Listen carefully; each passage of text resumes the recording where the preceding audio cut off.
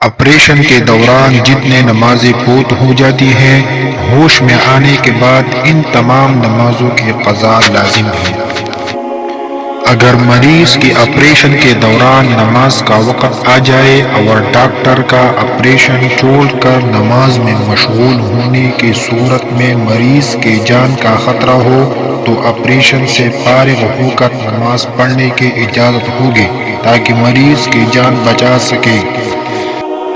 اگر آتشدان میں انگارے روشن ہے تو مجبوری کے بغیر اس کو سامنے رکھ کر نماز پڑھنا مکروہ ہے، کیونکہ یہ آگ کی عبادت کرنے والوں کی عبادت سے مشابہ ہے۔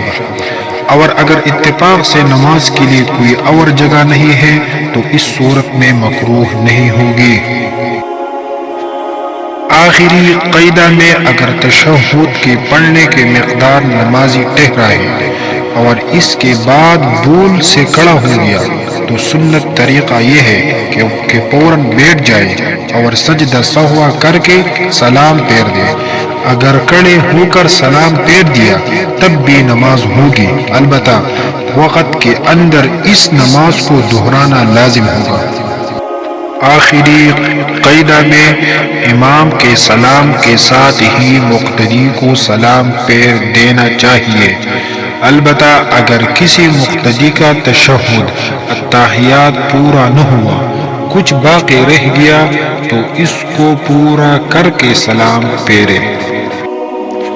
کسی آدمی کے چہرے کی طرف رخ کر کے نماز پڑھنا مکروہ تحریمی ہے۔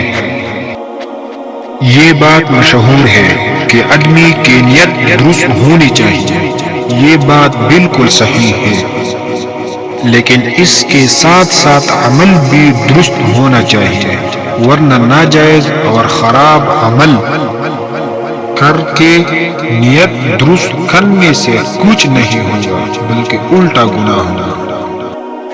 آدھی آستین والا قمیص پہن کر یا آدھی آستین چڑھا کر نماز پڑھنا مکروہ ہے۔